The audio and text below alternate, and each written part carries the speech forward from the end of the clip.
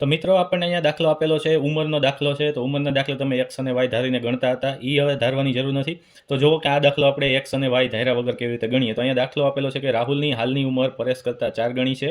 20 વર્ષ પછી રાહુલની ઉંમર પરેશ કરતાં બમણી હોય તો બંનેની હાલની ઉંમર શોધો.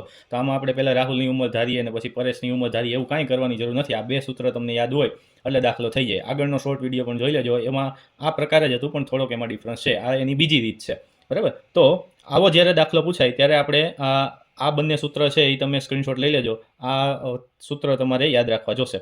તો એમાં આપણે જોઈએ કે બી બરાબર કેટલા. તો પહેલાં તો આમાં એ બી અને એન છે એ આપણે શોધવા પડે. તો એન બરાબર આવશે વર્ષ, બરાબર. તો એન બરાબર કેટલા વર્ષ છે, તો કે અહીંયા છે 20 વર્ષ.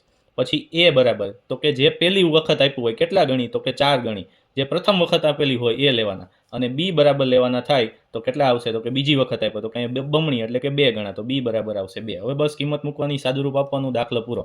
તમે અહીંયા વિડીયો સમજાવો એટલે થોડીક વાર લાગે, પણ તમે જ્યારે પ્રેક્ટિસ કરશો એટલે તમે ફટાફટ માત્ર 10 જ સેકન્ડની અંદર આ દાખલો થઈ જાય. તો બી બરાબર આપણે મૂકવાના છે 2 -1, એ બરાબર 4 માઇનસ બી એટલે કે 2, એન બરાબર આવશે 20 અને એ બરાબર આવશે 4, બરાબર. હવે આનું સાદુરૂપ આપો એટલે 2 માંથી 1 જાય તો 1 વધે, 4 માંથી 2 જાય તો 2 વધે, એને ગુણ્યા 20, એને ગુણ્યા 4. આ તમે છેદ ઉડાડો એટલે અહીંયા આવશે 10. તો આપણો જવાબ થશે 40 વર્ષ, બરાબર. તો આ આપણને રાહુલની ઉંમર મળી ગઈ, બરાબર.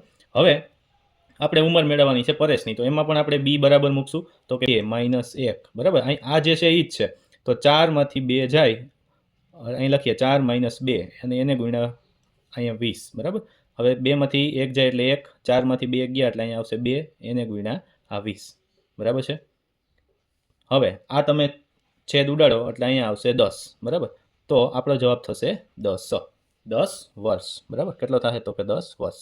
તો આ રીતે તમે ટૂંકી રીતથી એક્સ અને વાય ધાર્યા વગર આ દાખલો છે એ ગણી શકો છો.